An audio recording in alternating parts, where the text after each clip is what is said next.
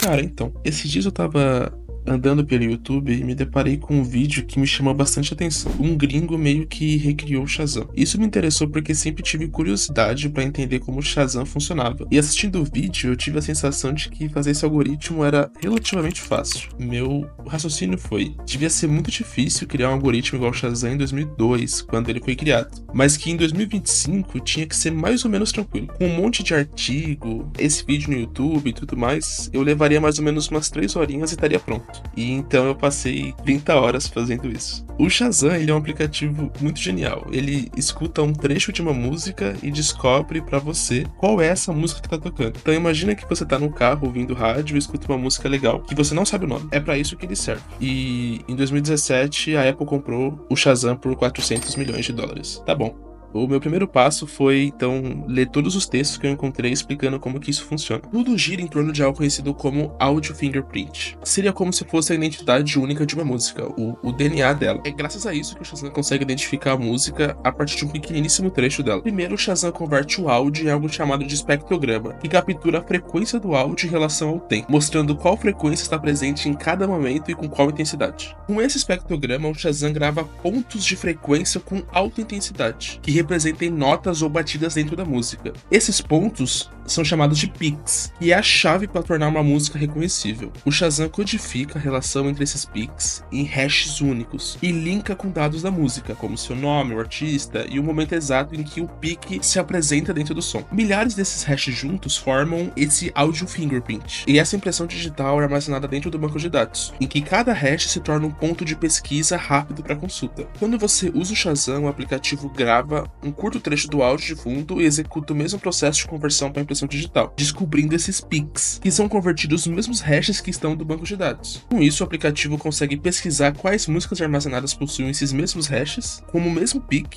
pode existir em várias músicas. O Shazam ordena os resultados pelo maior número de correspondência. E para aumentar ainda mais a precisão, ele verifica o tempo de correspondência entre esses hashes. A música que tiver maior coerência em relação ao tempo dos hashes é identificada definitivamente como a música correta. E, uau, você acabou de entender como o Shazam funciona. Mas então, muito legal entender a teoria e tudo mais, agora a gente vai fazer isso funcionar. Eu vou usar Kotlin com Spring Boot e várias outras coisas, e eu vou usar Postgres para armazenar os dados. Eu sei que seria muito legal se eu recriasse a interface do Shazam, mas não, eu vou focar só no back-end mesmo, tá? Vamos começar criando a parte mais importante do projeto, e é transformar um áudio em um fingerprint reconhecível. Para fazer isso, eu vou quebrar o processo em 3 fases. A primeira função recebe o áudio bruto e converte para um espectrograma. Por padrão, o áudio é representado como dado de domínio de tempo. Você provavelmente já viu algo parecido com isso, mas isso é quase inútil pra gente. E a gente realmente precisa da representação como dado de domínio de frequência ou espectrograma. Para fazer essa transformação, existe um método chamado de transformação rápida de Fourier, mas que ela tem um problema. Se a gente faz essa transformação com o áudio, a gente vai ter a magnitude das frequências, só que a gente acaba perdendo todos os dados relacionados ao tempo,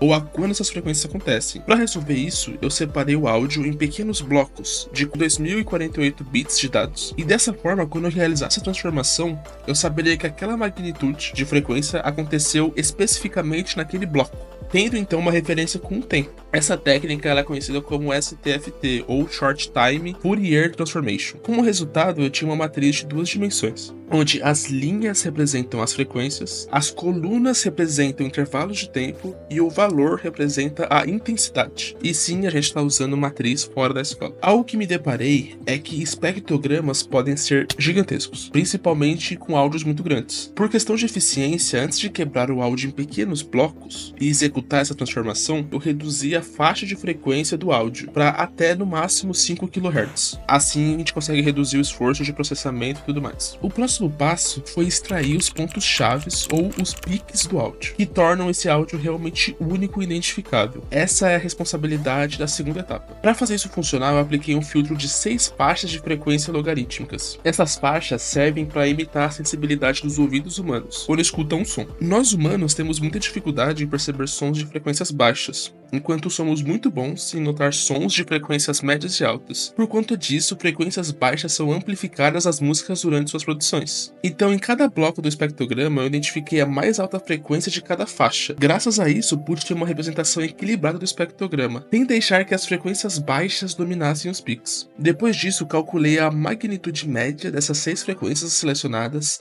e usei esse número como uma régua dinâmica. Frequências abaixo dessa régua foram descartadas, garantindo que frequências de baixa magnitude em qualquer faixa não fossem mantidas. Fazendo isso, além de preservar apenas os melhores e mais relevantes peaks, reduzimos o tamanho dos dados, o que vai ser importante em termos de eficiência na hora de dar match no nosso algoritmo. Com os peaks extraídos do espectrograma, agora temos uma coleção dos dados mais significantes desse áudio, mas que não é suficiente para tornar o áudio identificável. Para que a gente consiga pesquisar esse áudio e identificar ele, precisamos codificar o relacionamento entre esses dados em um formato compacto e fácil de acessar. Essa é a responsabilidade da última função. Aqui, cada peak é tratado como um ponto de referência, e para cada ponto eu identifico outros 10 peaks mais próximos, formando zonas de relacionamento. Essa zona de relacionamento é o que forma a base de um fingerprint. Cada par de peak eu criei um hash codificando suas frequências e sua diferença em relação ao tempo, formando assim um número inteiro compacto de 32 bits, perfeito para ser armazenado dentro do banco de dados. Como músicas diferentes podem ter sons parecidos, existe a possibilidade do mesmo hash ser gerado várias vezes. Para isso, para realmente criar um fingerprint único da música, precisamos de milhares desses hashes combinados, que são armazenados dentro do banco de dados. Com o algoritmo de fingerprint pronto, eu precisava dar um jeito de validar se tudo que eu tinha feito até então estava funcionando. Então, o que eu fiz foi criar mais um algoritmo chamado DataSeeder,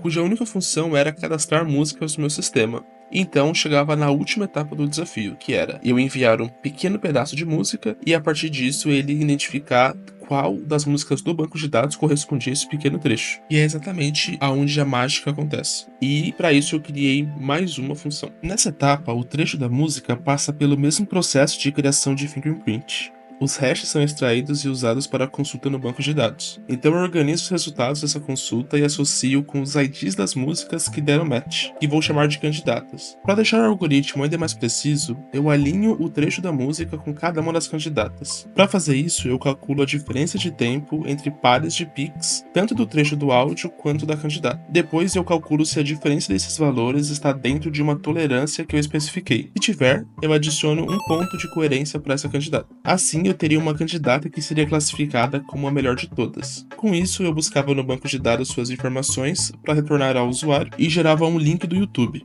apontando diretamente para a música com o momento exato que o algoritmo encontrou. E foi assim que eu passei 30 horas na última semana, fazendo um projeto para esse vídeo do YouTube. Espero que você tenha gostado.